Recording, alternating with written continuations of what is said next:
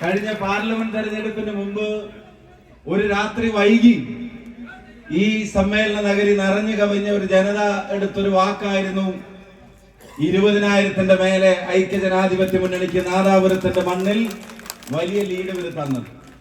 ഇപ്പം നട്ടുച്ചയ്ക്ക് 1 മണിക്ക്, 1:30 മണിക്ക്, 12:30 മണിക്ക്, 12:45 പ്രതിപക്ഷ നേതാവിനെ ഓപ്പൺ ജീപ്പിൽ കയറ്റി പ്രവർത്തകർ ഇങ്ങോട്ട് ആനയിച്ചു കൊണ്ടുവന്നതിന്റെ പകുതി ആളുകൾക്കും ഇവിടെ കയറാൻ കഴിഞ്ഞിട്ടില്ല. അവര് ആ റൂട്ടിൽ തന്നെ നിൽക്കുകയാണ്.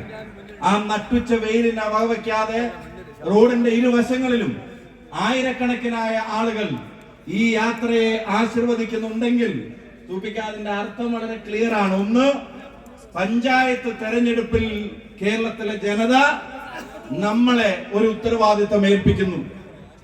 ഇപ്പോ കേരളത്തിലെ ജനങ്ങൾ നമ്മളിൽ വിശ്വാസം അർപ്പിക്കുന്നു. ആ ഉത്തരവാദിത്വവും ഈ വിസിൽ നിന്ന് മോചിപ്പിക്കാനുള്ള ഒരു കാഹളമാണ്, യുദ്ധപ്രഖ്യാപനമാണ് ബഹുമാനപ്പെട്ട പ്രതിപക്ഷ നേതാവിന്റെ നേതൃത്വത്തിൽ ഇവിടെ നടക്കുന്നത്. ഇതേ സമയം വേറൊരു യാത്ര കൂടെ നടക്കുന്നുണ്ട്.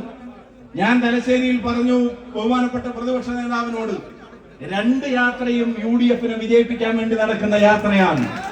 ഒന്ന് അങ്ങ് നയിക്കുന്ന പുതുയുഗ യാത്രയാണെങ്കിൽ മറ്റൊന്ന് വികസന ജാഥ എന്ന പേരിൽ വികസനമല്ലാത്ത മറ്റെല്ലാം വിളിച്ചു പറയുന്ന ഗോവിന്ദ മാസ്റ്റർ യാത്രയാണ്. അടുത്ത തവണ 100 സീറ്റ് കിട്ടണമെന്ന് പ്രതിപക്ഷ നേതാവ് പറയുമ്പോ അതിൽ ഒരു പങ്ക് നമുക്ക് അനുവദിച്ചു തരുന്നതിന് പിണറായി വിജയനും ഗോവിന്ദ മാസ്റ്ററും നന്ദി പറയേണ്ട ഒരു ജാഥയാണ് അവർ നടത്തിക്കൊണ്ടിരിക്കുന്നു പറയും. പേരത് വികസന ജാഥയാണെങ്കിലും അവിടെ നടക്കുന്നത് വിദ്വേഷ ജാഥയാണ് എന്നുള്ളത് അതിലെ പ്രസംഗങ്ങൾ കേൾക്കുന്ന ആളുകൾക്കറിയാം.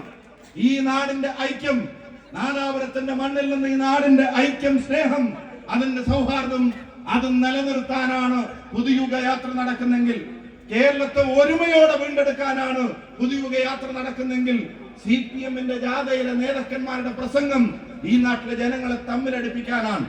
നമ്മളെ ഈ നാട് ഗൗരവത്തോടെ ചിന്തിക്കേണ്ട കാര്യങ്ങൾ, ഈ നാട് വളരെ സീരിയസ് ആയി ഏറ്റെടുക്കേണ്ട വികസന വിഷയങ്ങൾ, ജനങ്ങളുടെ പ്രശ്നങ്ങൾ, അതാണ് പുതുയുഗ യാത്ര ചർച്ച ചെയ്യുന്നത്.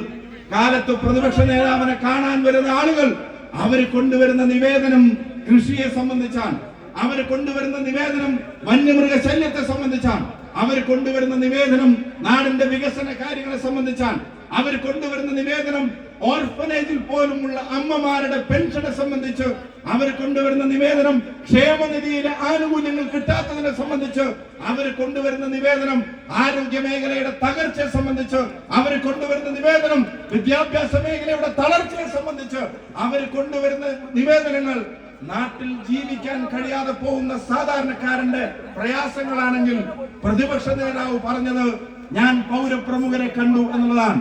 ആരാണ് പൗരപ്രമുഖരെന്ന് ചോദിക്കുമ്പോ പാവപ്പെട്ട കുടുംബശ്രീ പ്രവർത്തകരാണ്. ആരാണ് പൗരപ്രമുഖരെന്ന് ചോദിക്കുമ്പോ തൊഴിലുറപ്പ് തൊഴിലാളികളാണ്. ആരാണ് പൗരപ്രമുഖരെന്ന് ചോദിക്കുമ്പോ നിങ്ങൾക്കറിയാം ഹരിത കർമ്മസേന അംഗങ്ങളാണ്. ആരാണ് പൗരപ്രമുഖരെന്ന് ചോദിക്കുമ്പോ ഭിന്നശേഷിക്കാരായി മാനസിക വൈകല്യങ്ങൾ, വെല്ലുവിളികൾ നേരിട്ടിട്ടും ശാരീരിക വെല്ലുവിളികൾ നേരിട്ടിട്ടും പെൻഷന്റെ കാര്യത്തിലെല്ലാം അനുഭവിക്കുന്ന പ്രയാസങ്ങൾ അവിടെ വന്ന് വിശദീകരിക്കുന്ന സാധാരണക്കാർ, കച്ചവടക്കാർ, വ്യാപാരികൾ, നാട്ടിലെ ജനങ്ങളുടെ വികസന പ്രശ്നങ്ങൾ ഈ യാത്രയിലേക്ക് കടന്നു വരുന്നു. അതിന്റെ പരിഹാരം ഇവിടെ കുറ്റപ്പെടുത്തൽ മാത്രമുള്ള പ്രസംഗമല്ല, അതിന്റെ യാത്രയല്ല. അദ്ദേഹം പറയുന്ന മറുപടികൾ എന്താ? അദ്ദേഹം പറയുന്ന മറുപടി, ഈ UDF-ന് ഒരു ആൾട്ടർനേറ്റീവ് ഉണ്ട്, ഈ പ്രശ്നങ്ങൾക്ക് ഒരു പരിഹാരമുണ്ട്.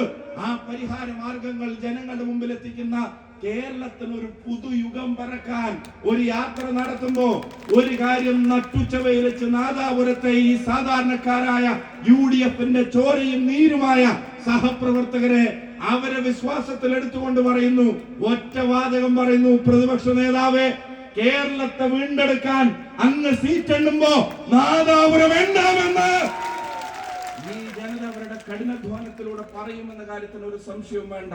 അതാണ് ഈ സംഗമം തെളിയിച്ചു കൊണ്ടിരിക്കുന്നത്. അതിന് ഞാൻ ഒരു കാര്യം പറയാം, അതിന് കോൺഗ്രസിന്റെയും ലീഗിന്റെയും നേതാക്കന്മാരുടെയും സഹപ്രവർത്തകരുടെയും മാത്രം കാര്യമല്ല, അതിനപ്പുറത്തേക്ക് കാര്യങ്ങളുണ്ട്. അവിടുത്തെ AYF-കാർ എന്താ DYF-യെ കുറിച്ച് പറഞ്ഞത്? അവര് പറഞ്ഞത് SFI-ക്കാർ ഇനി മുതൽ മുണ്ടെടുത്ത് സമരം ചെയ്യരുത്, കാരണം സമരങ്ങളിൽ മുണ്ട് മടക്കി കുത്തേണ്ടി വന്ന നിങ്ങളുടെ കാവി ട്രൗസർ പുറത്ത് കാണുമെന്ന് AYF-കാരാണ് SFI-ക്കാർ ഉപദേശിക്കുന്നത്. എന്ന് വെച്ചാൽ എന്റെ പ്രസംഗം ഞാൻ അവസാനിപ്പിക്കുന്നു. ഈ സംസ്ഥാനത്തിന്റെ തലസ്ഥാനത്ത് വന്നിട്ട് അവിടെ വന്നിട്ട് ഒറ്റ വാചകാണ് ഇന്ത്യയുടെ പ്രധാനമന്ത്രി പറഞ്ഞത്.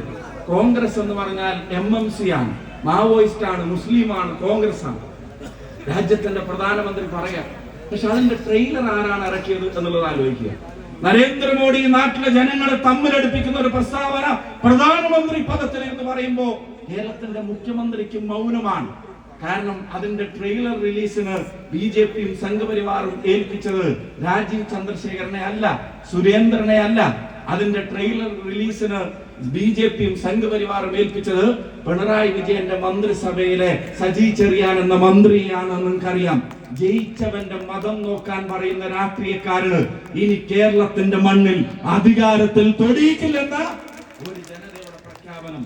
സ്വർണം കട്ടവൻ പാർട്ടിക്കകത്ത്, അയ്യന്റെ സ്വർണം കട്ടവൻ പാർട്ടിക്കകത്ത്, രക്തസാക്ഷിയുടെ ഫണ്ട് വെട്ടിപ്പിനെ സംബന്ധിച്ച് തുറന്നു പറഞ്ഞവൻ പാർട്ടിക്ക് പുറത്ത്. ഒരു സംശയം വേണ്ട, നാദാപുരത്ത് വോട്ടെണ്ണൽ വെക്കുമ്പോ ഇത്തവണ ഈ ഭരണത്തെ മാത്രം സ്നേഹിക്കുന്ന CPM-നെ തിരുത്താൻ അവരുടെ ആളുകൾ പോലും, ചുരുക്കി പറഞ്ഞ സഖാക്കൾ പോലും ഇത്തവണ ഐക്യ ജനാധിപത്യ മുന്നണിക്ക് വോട്ട് രേഖപ്പെടുത്തും. അതിന് കരുത്തു പകരുന്ന ഉജ്ജ്വലമായ യാത്രയുമായി കടന്നു വന്ന പ്രതിപക്ഷ നേതാവിന് നാദാപുരത്തിന്റെ മണ്ണിൽ UDF കൺവീനർ ഉൾപ്പെടെയുള്ള മുഴുവൻ നേതാക്കന്മാർക്ക്, പ്രിയപ്പെട്ട മോൻസേട്ടനും സലാം കെ ഉൾപ്പെടെയുള്ള മുഴുവൻ നേതാക്കന്മാർക്കും നാദാപുരത്തിന്റെ പേരിൽ നട്ടുച്ചക്കും തളരാത്ത ചോരാത്ത പോരാത്ത വീര്യത്തിന്റെ ഈ കരുത്തിന്റെ പേരിൽ അഭിവാദ്യങ്ങൾ അർപ്പിച്ചുകൊണ്ട് നിർത്തുന്നു. നന്ദി, നമസ്കാരം, ജയ് ഹിന്ദ്. നാദാപുരം എണ്ണിക്കോട്ടെ, നാദാപുരം എണ്ണിക്കോട്ടെ. ഉറപ്പാണോ? അവര് വാക്ക് പറഞ്ഞ വാക്കാ.